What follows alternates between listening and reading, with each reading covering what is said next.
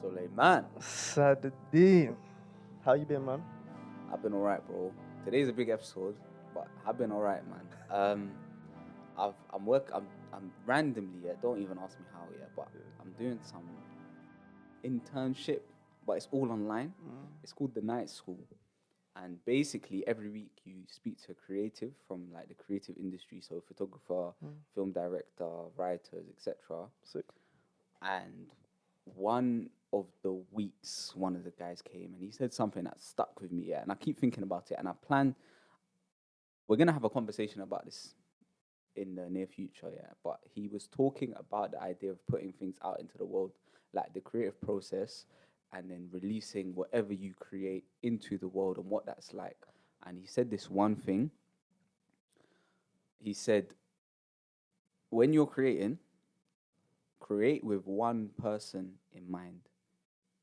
And the reason that stuck with me, yeah, is because I oftentimes, whenever I'm doing something, so like when we first started this podcast last year, yeah, there were so many shadows I had in my mind of like who I'm speaking to in it. And the reason for that, I think, the more I think about it, is probably because whenever we speak here, there's always someone in front of us. And it's weird when there's a camera there because then you have to kind of assume who that person is. Yeah. And that shapes in large part how you speak. And I don't know, maybe it's because of, I don't know, where we've come from, where we always have to kind of change the way we speak, our tone, our cadence, the words we use, etc., depending on what room we're in. Having that camera in front of you is like, well, who are you speaking to now? Like, there's no one there, but how are you going to speak? And it kind of, there's a little bit of existential angst in that, like, bruv, how do I speak normally? Like, when there's no one there, how do I speak normally? For sure. I know for me, yeah, one of the people I had, like, one of the archetypes is like a guy in a suit. I don't know why, yeah, but that was like one of the first things, like some guy, and I know a lot of our friends that used to come onto the podcast, yeah, because all of us are in a sense building towards our futures, or like that's one way we can look at what we're doing, being students. We have a fear, yeah, that what if X sees this in the future and this happens, and they pick up on the fact that I talk like this or I like this or da da da whatever. And I don't know. I still don't really know how I feel about that. But him saying that sentence, which is when you create with one person in mind, one person that when you're doing this thing, you think, yeah, this person will appreciate this kind of work. Not to say it's going to be good or bad, but yeah, this person is who I'm thinking about. Because whenever we do a thing, right, we're used to thinking about not a lot of people. And so when there's this burden of, it's going to get released into the world, we try and think of the world, but we can never do that. That is so true. And that I completely agree with you. But I would actually go one step further. And I'd say when you're thinking of creating a new product for the world, don't just think of one person, but I would say think of yourself. Because you don't know any other one person more than you know yourself. That's very dependent on having a high level of self-awareness. So, for example, you see me and you, yeah, or forget about me. When through my conversations with you, I feel like you're quite self-aware in terms of you kind of know what you like, you kind of know what you dislike. Whenever we're watching a YouTube video or a film or any form of art, usually we try to take the time to acknowledge what we like about that art and what we dislike about that art. And I think by understanding who you are and by understanding what kind of your heart or your mind gravitates towards, it enables you to produce products that will benefit you. And and if it can benefit you, there's a very high chance it can benefit other people.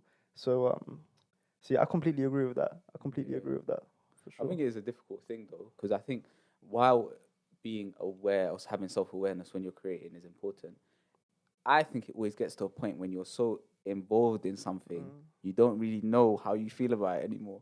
You don't know if your thoughts of it are skewed because you're now like emotionally attached to what it is that you're doing. Yeah. And so yeah. This reminds me of like my essays, bro. Like every week I write an essay. I'm really in it. Like eventually, this is the essay, man. Like this is the essay. And if you don't vibe with this essay, then we're gonna have problems. But you just don't get it. You don't get it. You don't get it. No, but the truth is, the truth is, it's really important. I completely agree. And one thing that's worked really well for me is that I don't do it all the time, but whenever I can, I'm really happy. I try to write the essay the day before the deadline so I can read it with fresh eyes in the morning, because you can't understate the value of fresh eyes. Yeah. I honestly, there's been so many times when I've read a piece of work that I've done with fresh eyes, and it's not even the grammar mistakes or the spelling errors. Hopefully that doesn't happen too much, but like it's not even that. It's more Spag. the substance, bro. Yeah. Like you start to realize that don't fit there. You Yeah. mean that should come over here, and Yeah. I don't know, like yeah, it makes it easier to. Yeah. I was to- watching to- this talk by Taika Waititi, who's a director I've mentioned before. Yeah. He directed Jojo Rabbit. Jojo Rabbit. Yeah. You know that, yeah. So he directed that, but he was saying his writing process is that he would write a script and then not touch it for 3 years. 3 years. 3 years. You just write a script and then write another one, then write another one, then write another one. That's And so go back lit. to that other one 3 years later and then kind of adjust it. But I think So that lit. is like the pinnacle of fresh eyes, isn't it? For us, it's like, at the moment, it's like one day. One day for One me, bro. day. 3 years, man. But that's real fresh eyes, because then you kind of look at it, but bro, who wrote this? And you're like, oh yeah, that was me. Do you know what's so mad about that? What that makes me think? Yeah. He must have a real bulletproof system of creativity. Yeah. Because in order to do that, you must be producing a lot. Yeah. Because how is he going to make a living if he does something that he hasn't Yeah. touched in 3 years? It means that he has a Yeah, cycle yeah, going on every single day, every week, every month. And that makes me want to ask you, do you think, like, when we think of creativity, a lot of the time we think of spontaneity. To what extent can/should creativity be systematized into our everyday life and structured? Like, should we make time for creativity, or should Yeah. we let creativity come to us? Yeah. So another one of those lines in the night school is you need to take a lot of bad shots before you have a good shot in terms of photography. And I think in terms of extrapolating that analogy onto this, I do think you need to just write rubbish, and that I take that as the fear, like not feeling creative or whatever means that translates into, man, I'm not feeling it today. I'm not going to write anything useful. Whatever I write is just going to be words on a page. Yeah. And I think it's important to just write words on a page sometimes.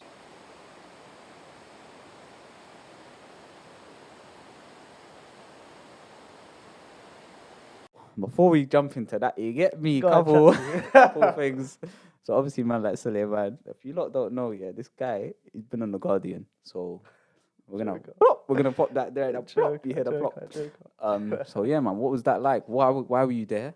What was that like? Yeah. How's it made any difference to how things work? Yeah, that's. First of all, I should say I wasn't in the Guardian. Team Upside was in the Guardian, which is not me, innit? So so Team Upside, the organization I work for, is featured in the Guardian recently because of the work that we're doing to increase access for students from less advantaged backgrounds getting into top universities.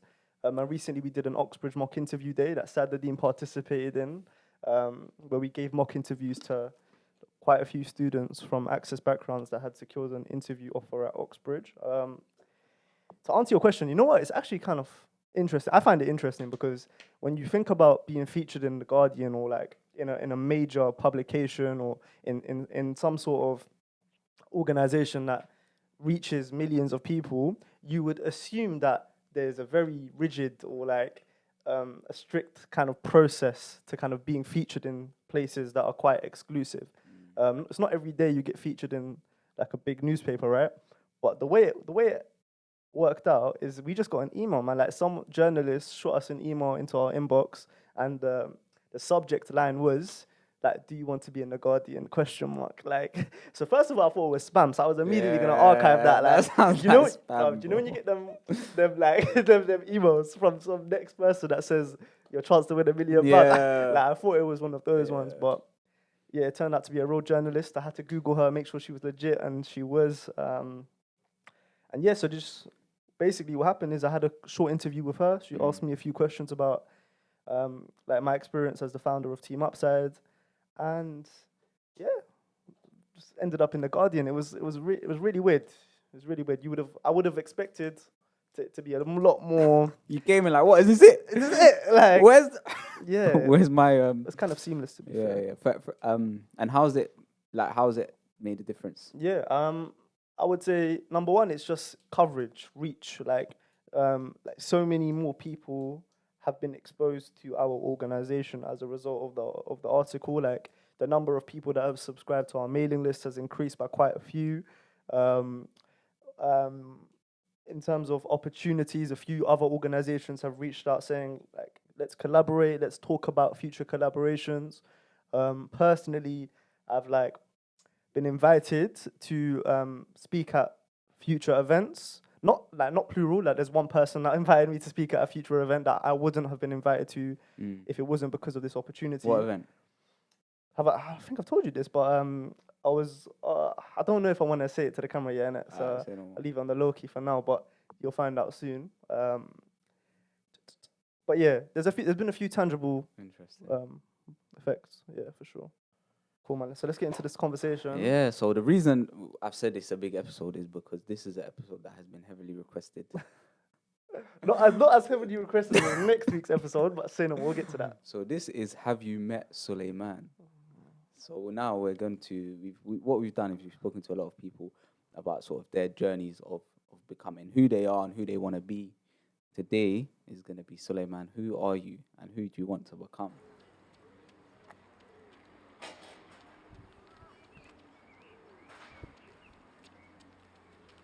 Sulaiman, Have You Met? As you know, we like to start at the very start. So tell me your earliest memory.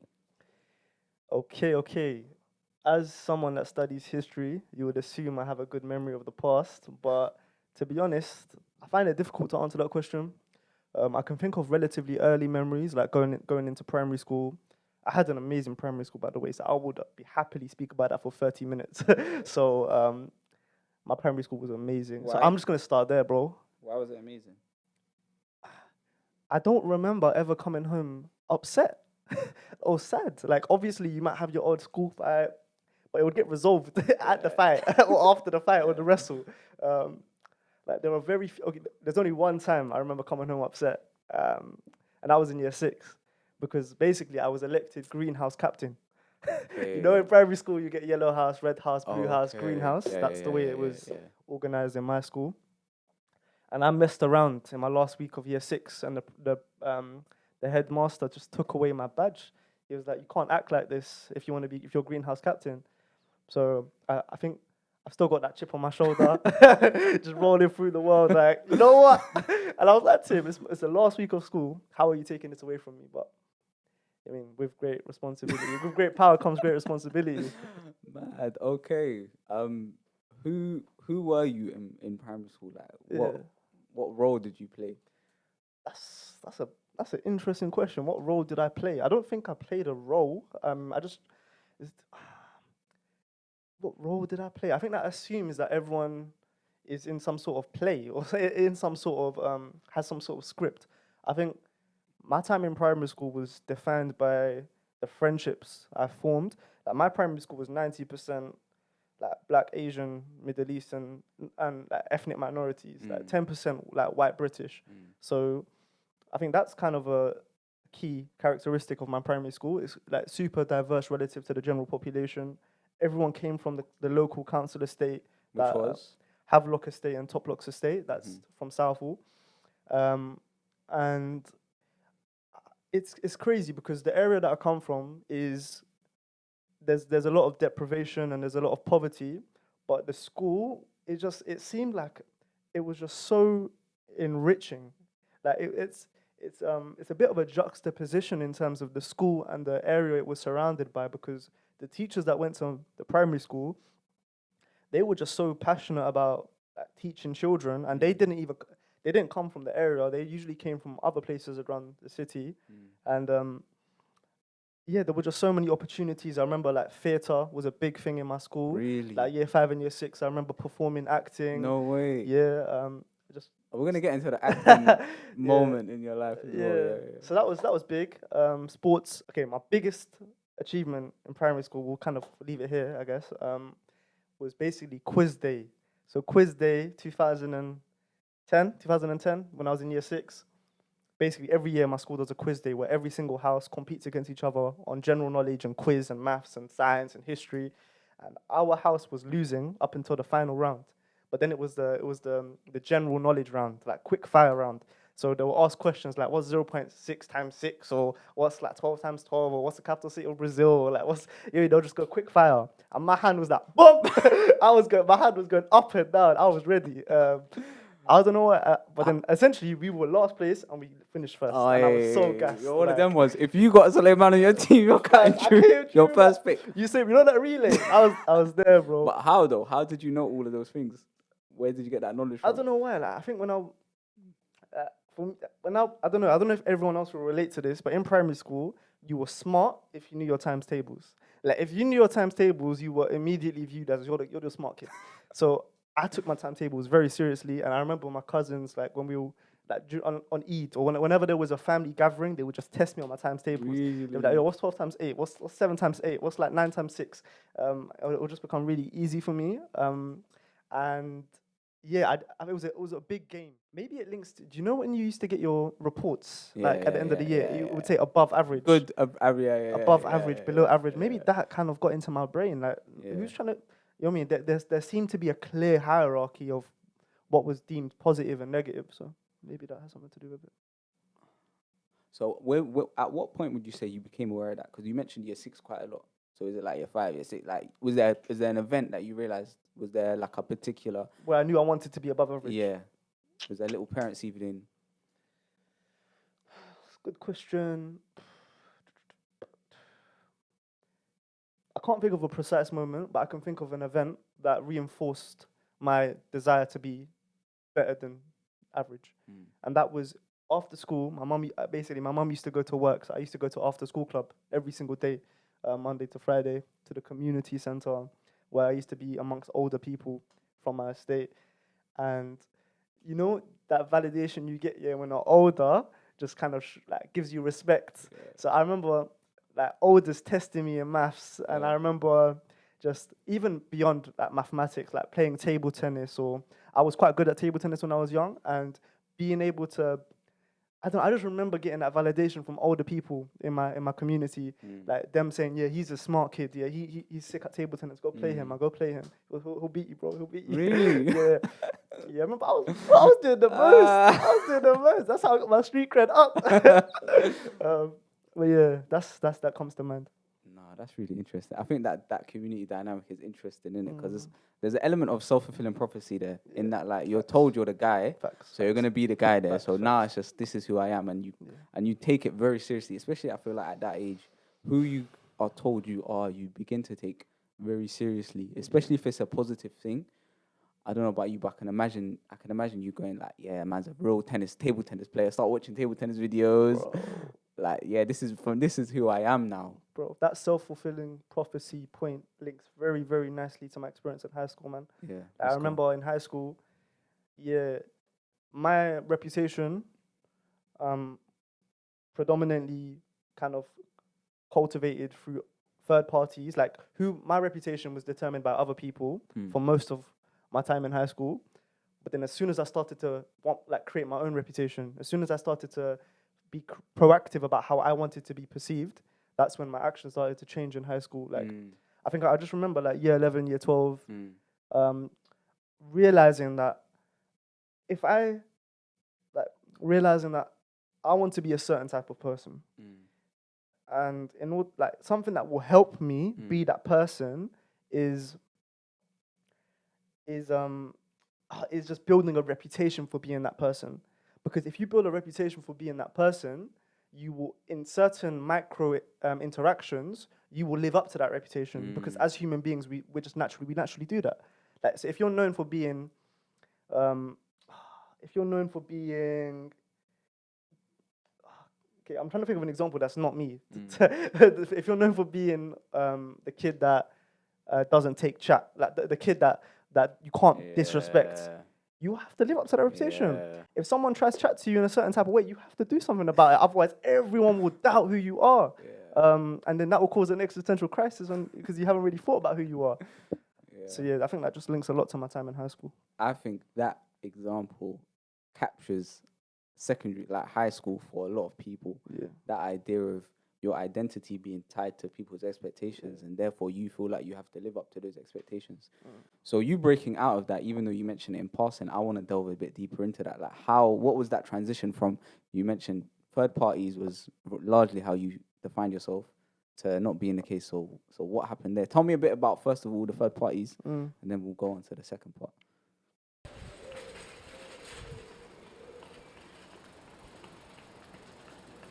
Okay, so as all history students know, there's periodization is very limited. As humans, we like to neatly fit things into time periods. So we say the 80s, the 90s, the 60s were known for this, but it's never really like that. But for the clarity, and like to be as clear as possible, what I would say is the period of my life in which I was most receptive to external expectations of me was between, let's just say, year 7 to year 11. And then when I started to cultivate my own reputation and be proactive about who I wanted to be was more from year 12 to year 13 onwards. So what do you want me to do? Do you want me to talk more about I both of those want to know periods? what that looks like. What does it mean? What do you mean by that? I'm trying to start with the abstract and then go down to the detail, but it's difficult to kind of paint the abstract, so I'm going to let people do that for themselves. I'm just going to give you the detail. So the detail was I came to school late every single day because I was like, you know what, I don't care, bro. Let me just come to school late. I was one of those kids, right? So if you were going to be 5 minutes late to a form, I might as well miss form, because if I'm going to be 5 minutes, I'm going to get in trouble. So let me get in real trouble. That was kind of the mentality I had going into school, and that kind of transcends lessons as well. So if I was going to be, I kind of built a cheeky reputation amongst teachers. So I was one of those students that had a love-hate relationship. So teachers would hate me because I would disrupt the class a lot of the time, but love me because I brought excitement to the class sometimes as well, and it made it less monotonous. And I bounced off the energies in the classroom. So if I wouldn't necessarily call myself the joker, but I could contribute to the jokes. Do you know what I'm trying to say? And it was just, school was a world. School was a world. School was a microcosm of the world. So I'm trying to be someone in that world that isn't bullied or isn't on the lower status, because that's the way it was. There's a hierarchy. We've spoken about this so many times in our previous conversations about school. Had a hierarchy. You were either X, Y, or Z. And if you didn't want to be Y or Z, then you have to be X. And I tried my best to not. I tried my best to. I think it's a survival mechanism as well, right? I tried my best to just enjoy school, and I completely disregarded the purpose of school. You know what I mean? Like, looking back at it, you're supposed to go to school to learn, you're supposed to go to school to educate yourself. But if you were to ask me from year 7 to year 11, why do you go to school? I would never have said any of those answers. How did you feel throughout that? Yeah.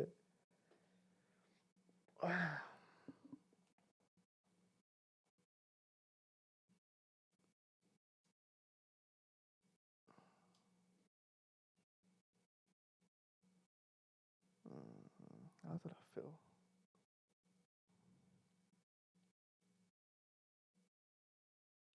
You know what?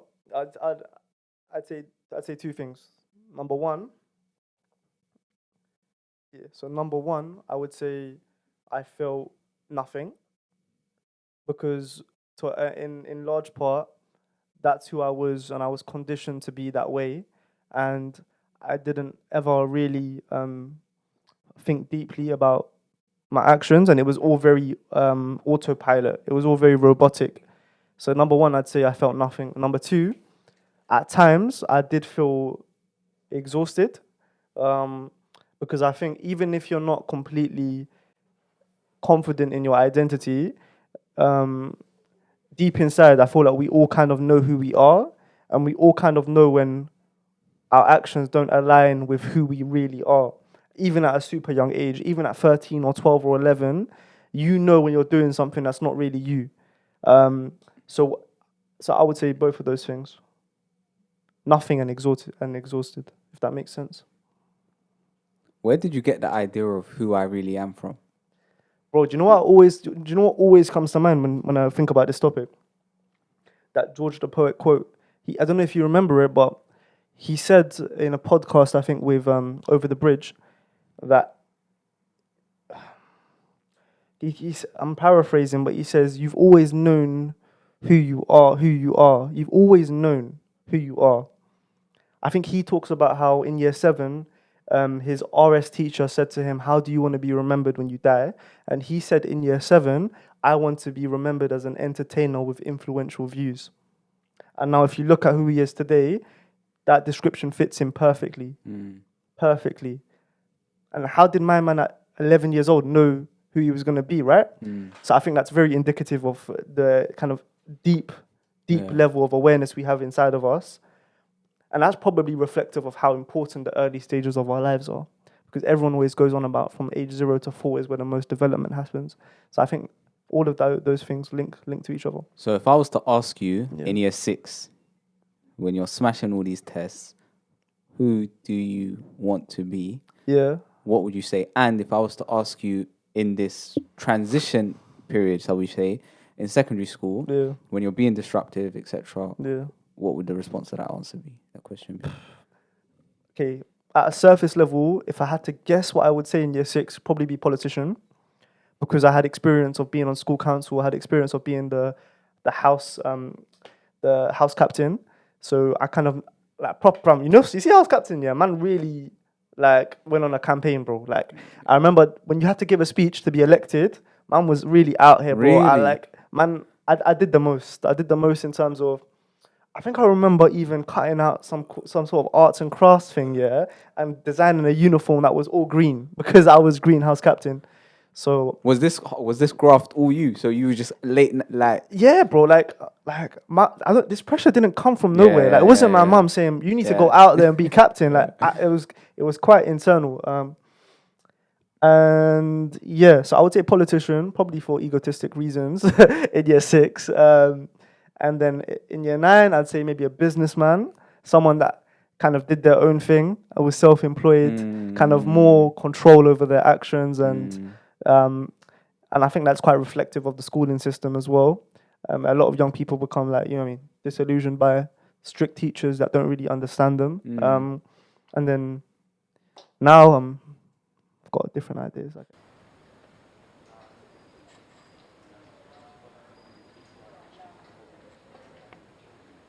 extent would you say you were the product of your environment versus you were the product of straying from who you were, like your own fault?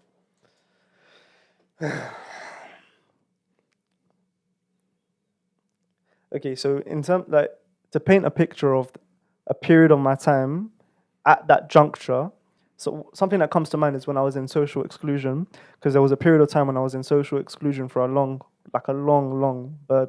You know what I mean? Like I was in social exclusion for a couple months, right? Word. And that meant no lunchtime for a couple months, like 2-3 months. What? But you can no lunchtime, but you can get cold food, right? Yeah. So basically, it's funny, yeah, because my head of my key stage coordinator would walk me into the canteen. You just want to one of my friends. Go on. Yeah, one of my friends. Yeah, bro. The fun. He got internally excluded, I swear, for I think maybe a year and a bit, yeah. Oh, and yeah, our thing was called ICAS, internal exclusion, and it means you can't get hot food in it. So I remember like the last 6 months of year 11, yeah, or last 6 months of year 10, we just gas like, hot food. We should be gassed that you can eat hot food. Man's eating bare baguettes, bro. Bro, trust me. Yeah, go on. Nah, thinking about it, I didn't even deep it, but I could only get cold food as well because you can't bring hot food back to the room. I didn't even deep it. But yeah, so I just think about that time period. So that's where my mind is trying to go back to. What was I thinking about school at that point in time when I was in social exclusion? I clearly didn't care about education. And my answer to that question would be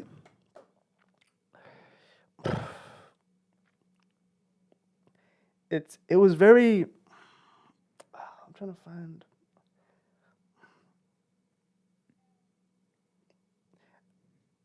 It was very like living in the moment. Living in the moment. You know how people say you're the prisoner of the moment? Like I was the prisoner of the moment, man. Like, I didn't really think about. I swear to God, in year 10, like for me, this sounds shocking to me right now. But in year 10, I didn't even know what sixth form was. Like I remember like the senior people in my school asking me, like, do you want to stay at this school for sixth form? Do you think we're gonna accept you into sixth form? I was like, what's sixth form? I don't even like, I don't think so. I don't care. Like, what's sixth form? Yeah. Yeah, it's quite funny to me now. But so yeah, I'll just say I was living in the Yeah. moment.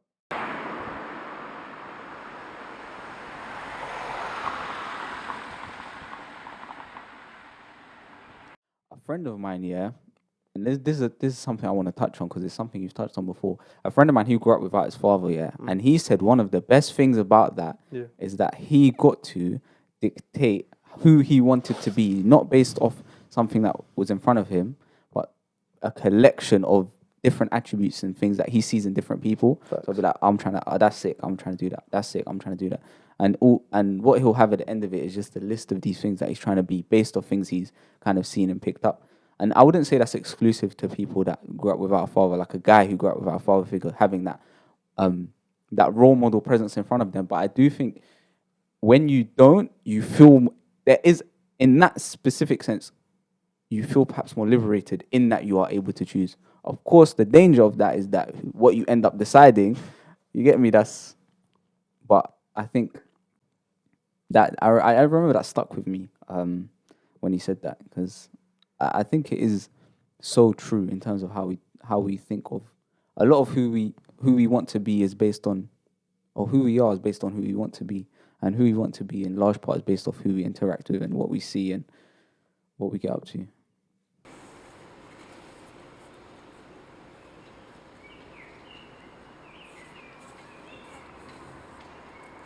So that transition happens at sixth form. So tell me a bit about sixth form. Cool. So in a nutshell, I'm gonna start a little bit before sixth form, and that's year 11.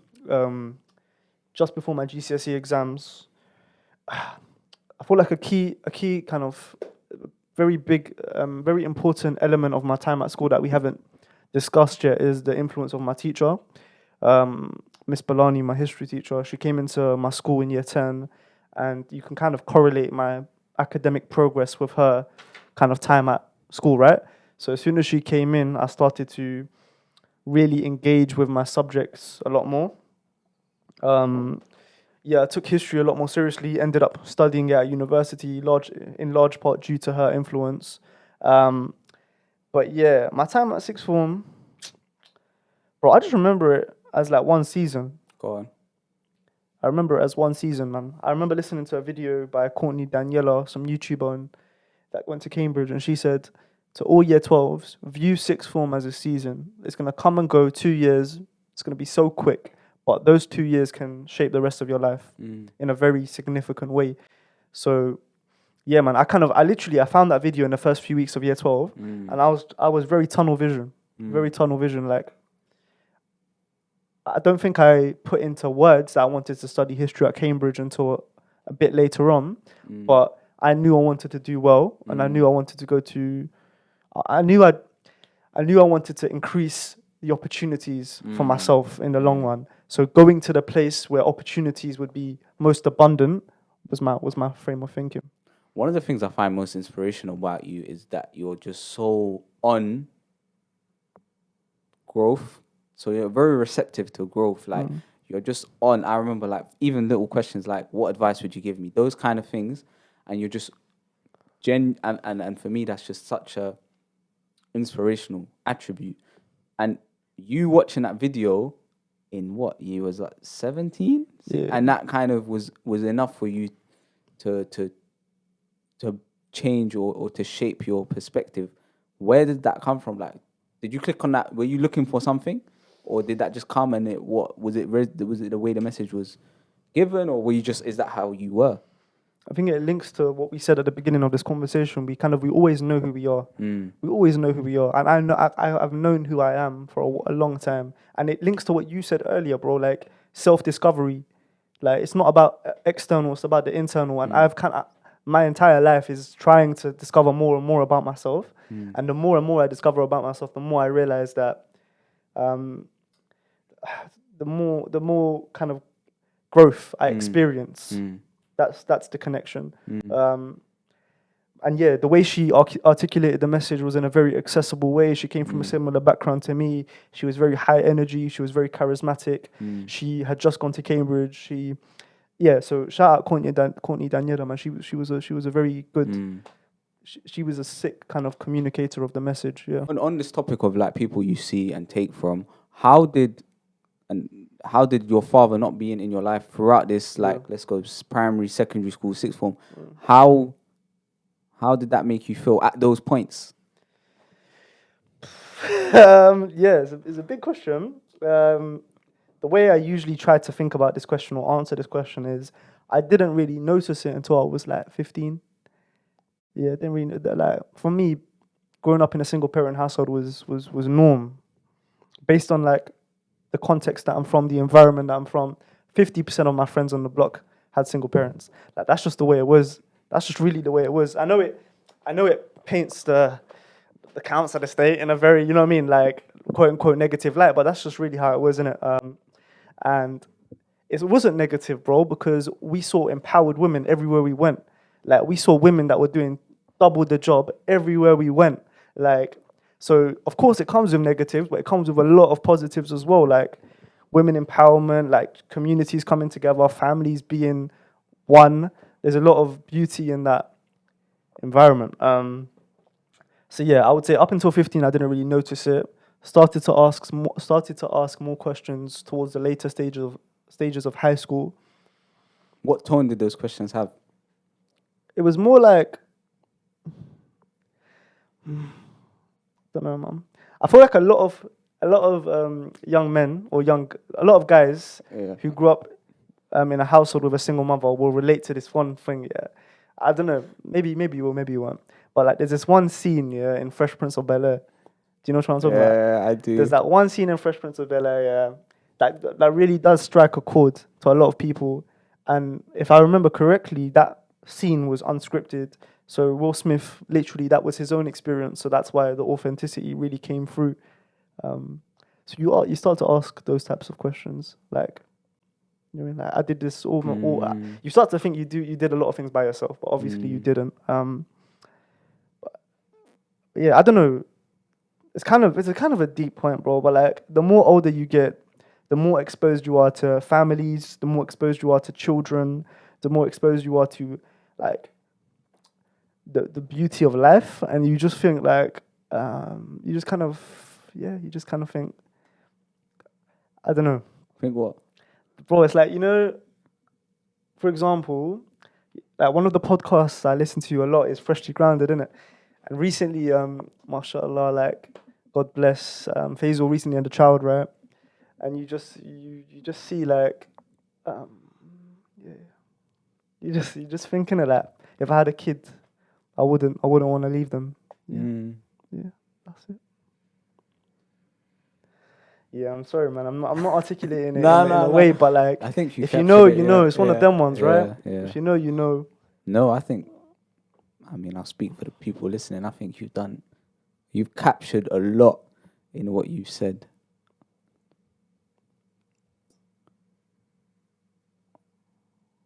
Yeah.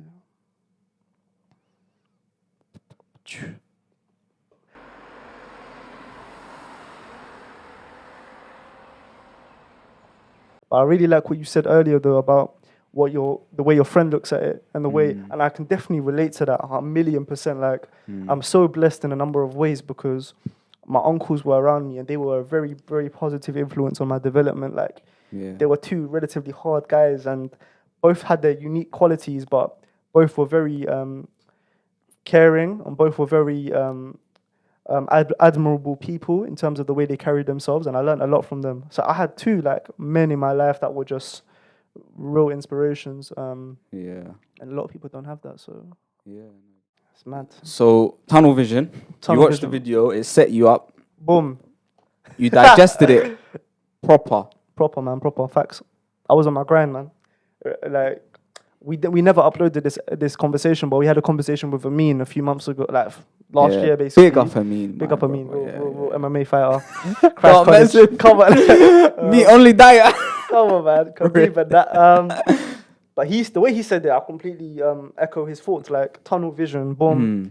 I'm really out here. I've got a purpose. Yeah. It links to purpose, man. I had a purpose. My purpose was to smash my Yeah. grades. Like, it was an arbitrary goal that I set myself, and I just wanted to achieve it because I did relatively well at GCSEs. Like, Yeah. I did quite well.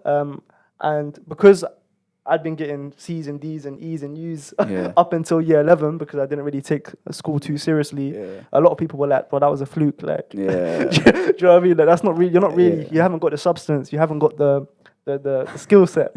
You ain't got the metal. You ain't got the metal. You're not gonna do it. That was- Bro, school's not for you, really, bro. Like, so Yeah. maybe I was just trying to prove it wasn't a fluke as well. Yeah. What would you say were the defining moments in sixth form? It's tough one, man. It's tough one. I don't know okay, I'm gonna go there, Yeah. but it might not be included there. Bro, as with everything. I'm gonna go there. So basically, I had a few friendships in it. Yeah. I had a few friendships with people in sixth form that didn't that kind of ended quite abruptly. Basically, I think friendship is a really interesting concept theme that I grappled with in sixth form.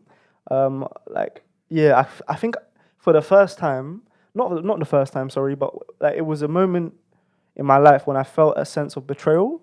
I know that's kind of a powerful and very, very loaded concept, and I definitely don't mean it in the sense of someone stabbed me in the back. Like nothing that extreme, but elements of betrayal I felt for the first time in my adult life. And yeah, I think it goes to show that school is way more than education, man. It's a real life education. You interact with people, you interact with human beings, and like these social interactions teach you something that will carry you for the rest of your life. So I think that was a definitive moment during my time at sixth form. And it kind of pushed me to isolate myself in year 13 especially. Like I did well in year 12, got the grades I needed to apply to top unis, and I was like, cool, let me just put my head down in year 13 and just power through. So that was kind of my mentality in year 13. I spoke to a few of my, like I wasn't as sociable as I was during my time in high school. Like I had love for all of my friends, and I'm still very close with a lot of them, but I kind of kept to myself. I had like a spot in the sixth form study center where I would just go there and just put in my shift. And I was I felt like a bit of a lone wolf, even though I wasn't. How much was that lone wolf mentality self-imposed? A lot, yeah. It's significantly self-imposed. Like it was a bit of a mechanism to feel good. Do you know what I mean? Like, let me create a narrative. Let me create a story. Like, boom, I'm a lone wolf in this jungle. Like, I've got a goal in mind, and I'm gonna go put in the work. And you know what I mean? Like, it's very unhealthy and it's very like childish. It's very childish. And I don't think I was completely engulfed in that narrative, but I know it was contributed to my sense of thinking. Yeah. But yeah, there's so many things that happen in sixth form.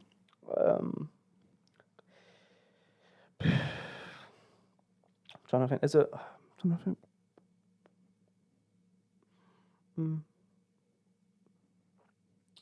Yeah. Something that comes to mind is that when in sixth form, I used to go home with my friends, and I used to go home with. So in year 12, not in year 13, but in year 12, I used to go home, get dropped off by my friends in year 13 who lived in my local area. So it was very interesting to be in a car with 3 other people on the way home, and we would have conversations, we would vibe, we would just listen to each other, and like they were intelligent young guys, and we would discuss current affairs, and I think that kind of forum was quite powerful. That is very powerful. Yeah, for sure. Yeah, to be able to do that at that age, I think that's a lot of things that are referenced when you talk about growing up and developing is what you say at the dinner table, and I think that is 100%. It links like in year 11, I created like a current affairs club at my school. Wow. So it's because I was having these conversations with my teacher. Yeah. And I mentioned it in a previous conversation, but the entire class would get involved. Yeah. So me and my teacher will be talking about Brexit, we'll be talking about Syrian refugee crisis or whatever's going on in the world, and then everyone else will kind of pitch in their view, Yeah. and then the entire class would get kind of derailed. Like we're all Yeah. talking about this one topic now. Yeah. So the demand was there. We just needed to create some sort of forum, and we did that. Wow.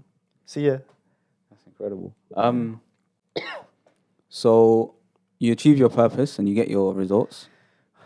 I wouldn't put it that dramatically, but yeah, I achieved one of my goals The for one of your sure. goals. Okay. How were you feeling at that moment? And how was that preparation for uni? Because you got your result, you got your grades for uni, and what was that? What was that But before period coming to like? Cambridge, Yeah. So like, how did you feel? You've achieved the goal, and yeah. in large part, you've transitioned from 5 years of perhaps not thinking you'd be in this position, but Yeah. you are now. So what was that like? Uh,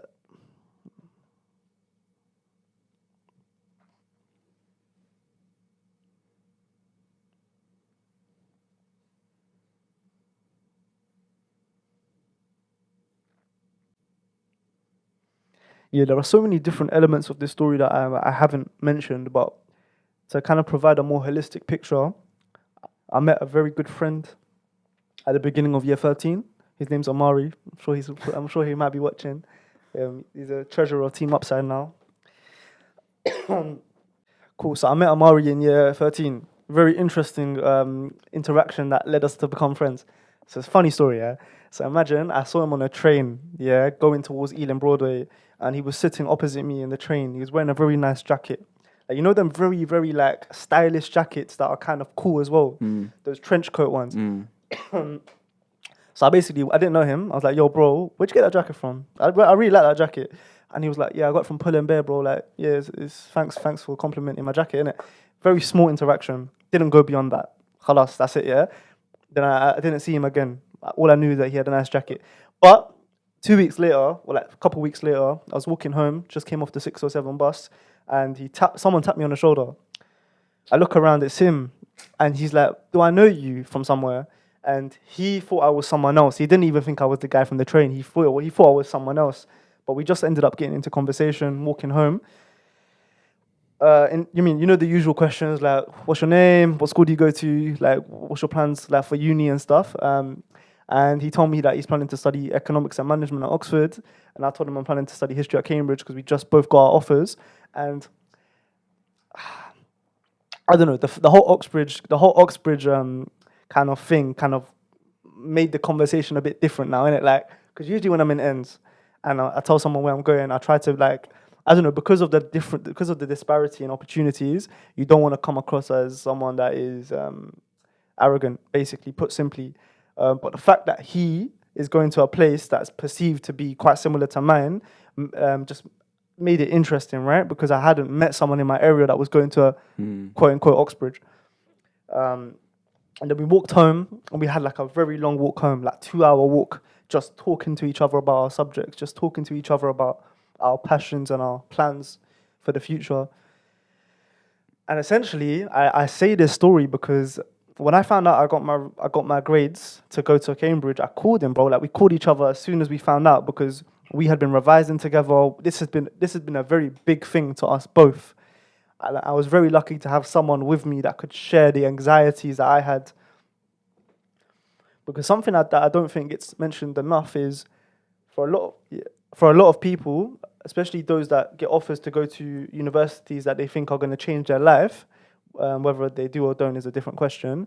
You feel a huge amount of pressure, and that pressure can be quite destructive for a lot of people. So he was someone that helped me manage that pressure.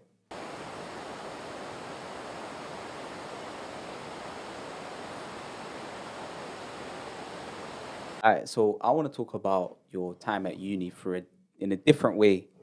I want to talk about your relationship with faith through uni, and yeah, I want to talk about your relationship with faith through uni, through first year, second year, now third year. So yeah, walk me through that, man. Cool. So I guess I should probably start with my relationship with faith before uni. Yeah, I mean, the role of faith has played a changing role in my life. I mean, up until I would say sixth form, I don't really think I engaged with religion or faith in any meaningful way. It was very much just a cultural practice. Like you would celebrate Eid, a religious festival, you would fast, you would go to the mosque on Friday for congregational prayers whenever you can. But it wasn't anything I kind of engaged with mentally. Mentally. But then when I came to university, I was really surprised at the we never had a Islamic society in my school, so I wasn't really ever exposed to. I was always exposed to Muslims, but like a lot of my friends were obviously had the same faith as me, but we wouldn't really discuss religion. It wasn't a topic of conversation. But when I came to university, it became more of a topic of conversation. Um, but beyond the kind of the content of religion, in terms of the way I practiced it and like my day to day life, I think, like you mentioned earlier, when you go to a new environment and you're by yourself, you're forced to ask yourself certain questions, like who am I? Like what do I believe in? Why should I not do or do certain things? Like what are the principles that guide my actions? And when I was in Cambridge, I was kind of forced to answer those questions because I was engaging in new activities that I wasn't exposed to previously. So I guess that kind of isolation made religion and faith more important and more essential to kind of grapple with. But yeah, the community I found here was was was amazing, bro. Like you know what I mean? Like met people like you, met people.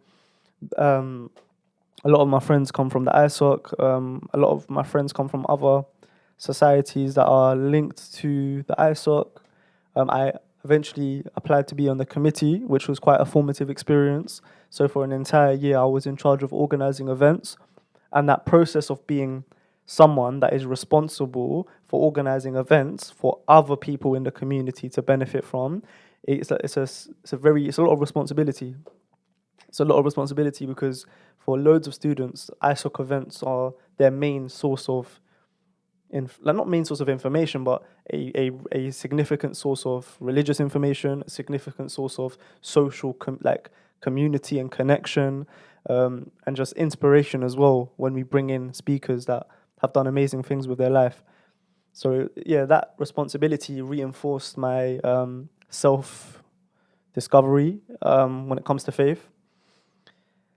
But yeah, I think it's changed me in so many ways. I think the creation of the new mosque is like super important for a lot of us in Cambridge.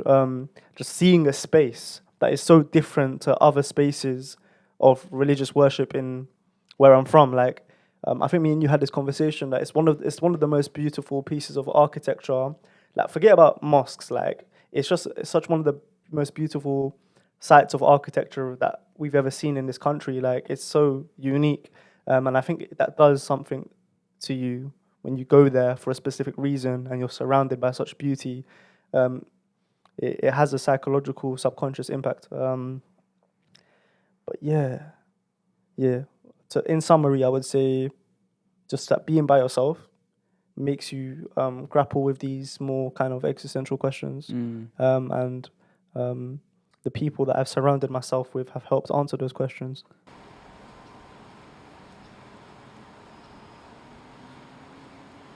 The reason why university for me is such an extraordinary place for a young person to attend is because of the volume of new experiences they are forced to deal with.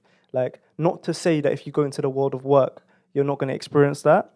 You probably will to a certain degree, but for me, university, there's so many more people that you're going to meet every single day, and every new person you meet is a new experience, and you need to figure out how you want to deal with that experience and deal with that interaction. And like you said, you're going to make mistakes, but then you have to reflect on those mistakes in order to have some sort of progress towards somewhere you want to be.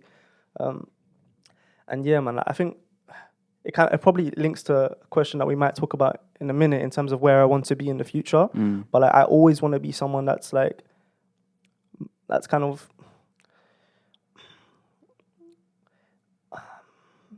that's that's not scared of doing new things. Someone that is someone that's audacious, I think that's a word that I kind of like a lot. Like someone that's audacious, someone that is open to doing new things and learning from those new things.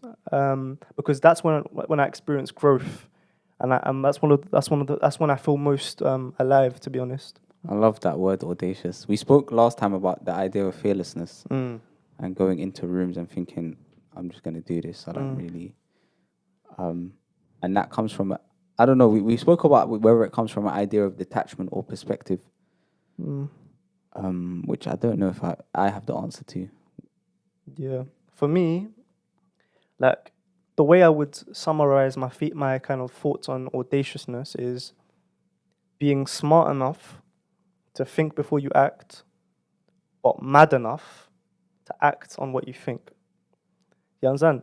Like like a lot of the times, me and you, we have crazy ideas. We think about a lot of different things, but you need to be you need to be quite mad. You know what I mean? You need to be quite like you got to be in a different place to see an alternative future. Do you know what I mean? That doesn't look the way it looks like right now. And I want to be mad enough to think about the future in that kind of way for as long as possible. So let's unpack that element of future now. Stepping into Sulaiman Senior. Bro, you know what it is? I think for me, I'm gonna try to step away from detail because I don't want to create any expectation about the detail. Yeah. Because the detail will never ever be what you think it's gonna be. Yeah. Let's talk about themes. Let's talk about ideas. Let's talk about principles and stuff. Okay. So in terms of my life, like God willing, I'm healthy. God willing, I've got my faculties. That I mean, everything's in check.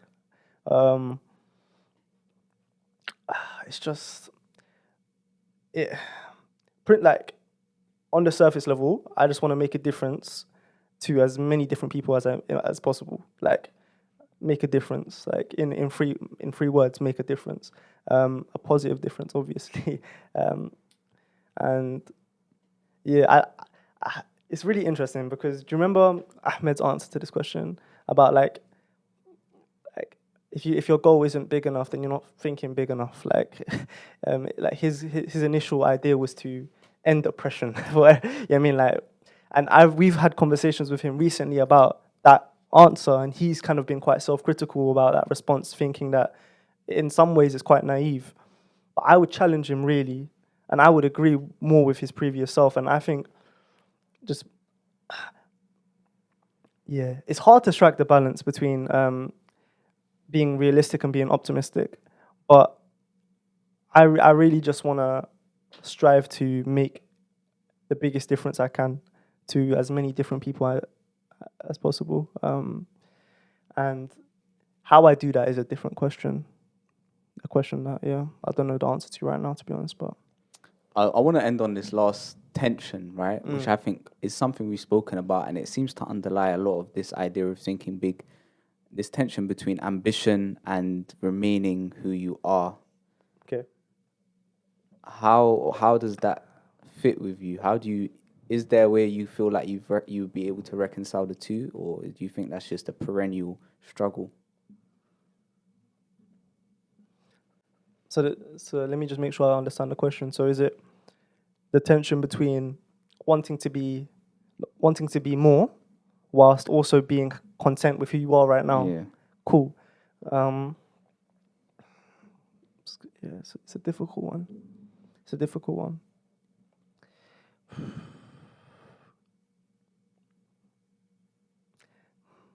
Really, like I base a lot of my answers off life experience, and based off my life experience, the moments I felt the most sustainable levels of contentment are the moments where I've experienced when I've been out of my depth or when I've I've out of my comfort zone and I've kind of done something that I didn't previously think was possible, and that does entail a level of growth.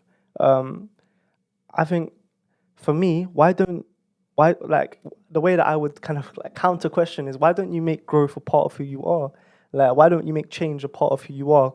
Thereby, you changing is you. You know what I mean? Like you kind of doing new things is you. That's you, bro. Like, and therefore there is no tension, if that makes sense. Like trying to bring them together would probably be like an ideal way of thinking about it. I love that. that make sense? Yeah, that makes perfect sense.